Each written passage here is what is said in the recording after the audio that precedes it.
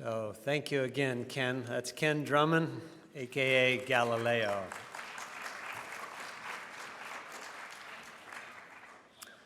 Our next speaker is a friend from England, Hugh Newman. Hugh puts on, I think it's pretty much the equivalent of the CPAC conference in England. It's called the Megalithomania, and it's really a fun event. It's probably a little looser, a little hippier, and I just had a great time when I was there.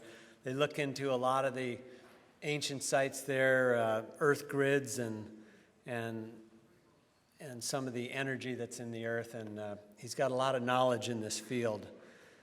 And he's been traveling all over the place comparing what he's seen in England to many of these other sites. So please give a nice warm welcome to Hugh Newman.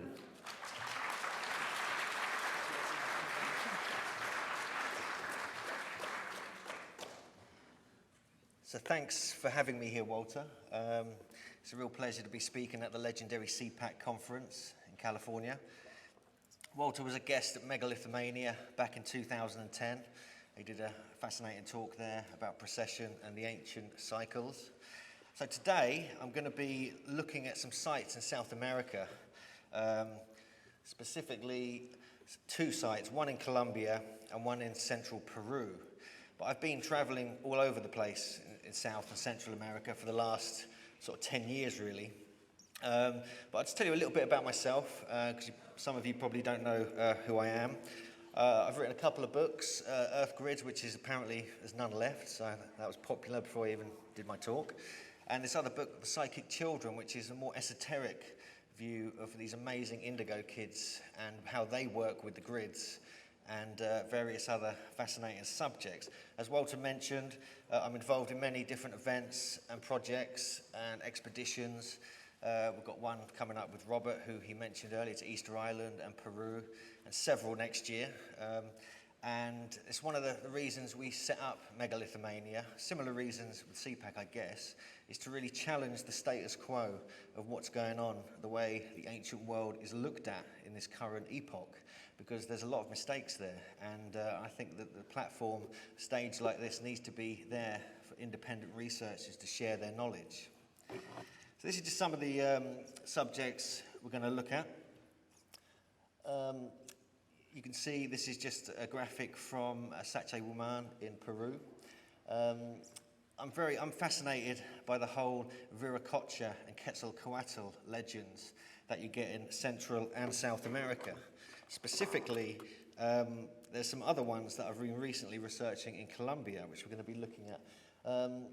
There's some very interesting sites that are off the beaten track. They're not the classic sites you go to on all these tours like Machu Picchu and others. And also, my friend and colleague Brian Forrester has been doing some fascinating research with these elongated skulls and even some giant skeletons which are sort of coming to light all over the Americas. And there's many connections worldwide. This has been discussed already today at length by many of the speakers here, and I just want to reiterate some of these and how fascinating they are when we see these global connections. But first of all, this is just a classic view of Machu Picchu. This is my friend Brian, just hanging out and posing for the camera. Some of you might probably know Brian Forrester's work, I would imagine. We did a trip there last year, a Megalithomania expedition, also with David Hatcher-Childress. And all over Bolivia as well. And so I just want to show you some of the sort of classic sites of Bolivia and Peru. Then we'll get into the more esoteric, more unusual, off-the-beaten-track sites, which you may not have seen any pictures of before.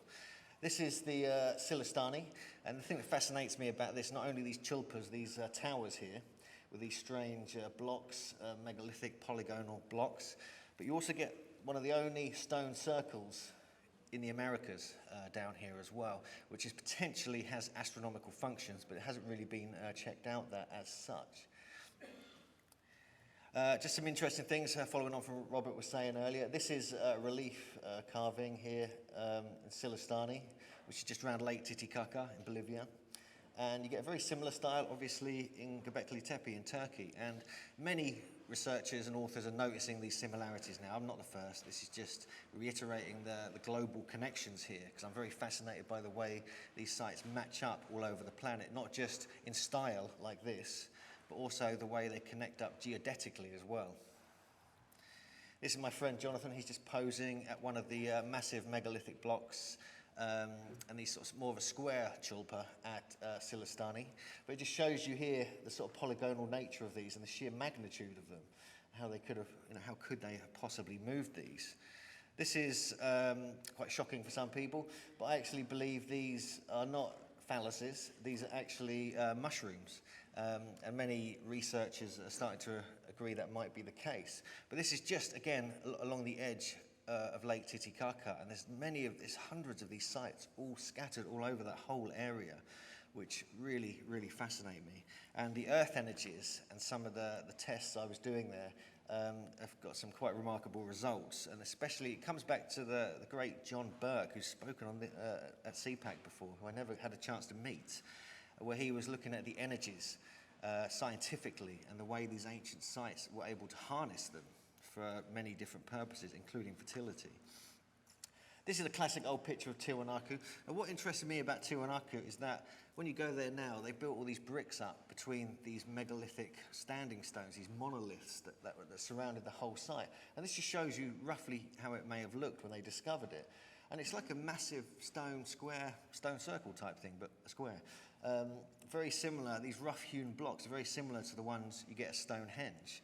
If you look carefully, they're not all clean-cut around Tiwanaku. Some of them are rough-hewn, and they look just like the ones in Britain, which absolutely intrigued me.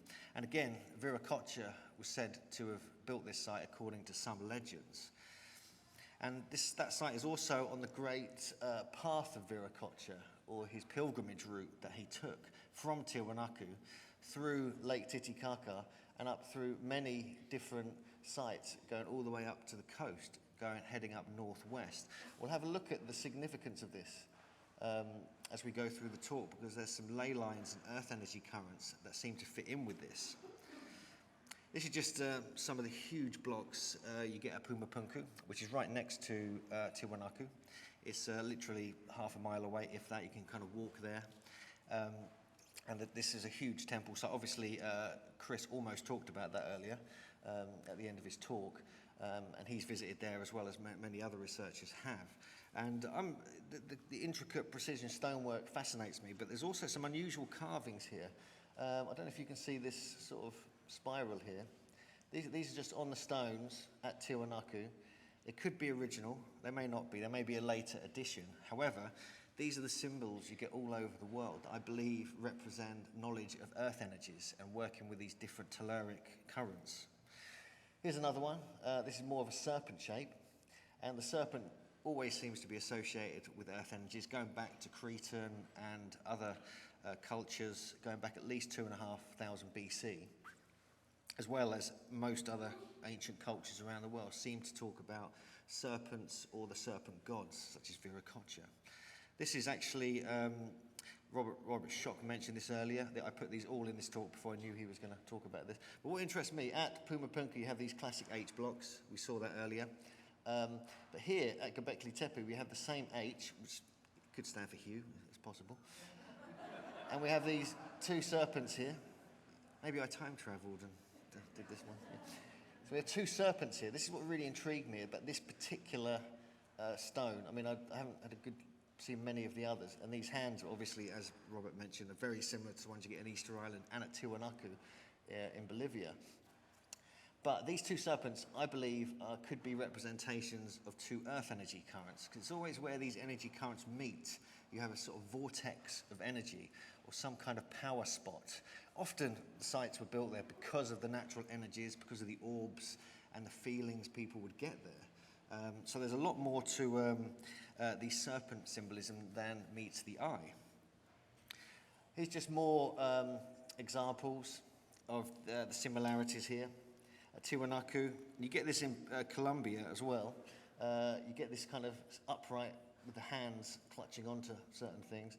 You get this on Easter Island, again, and at Göbekli Tepe. So the connections, as Robert mentioned earlier, are there, and they can't really be dismissed anymore.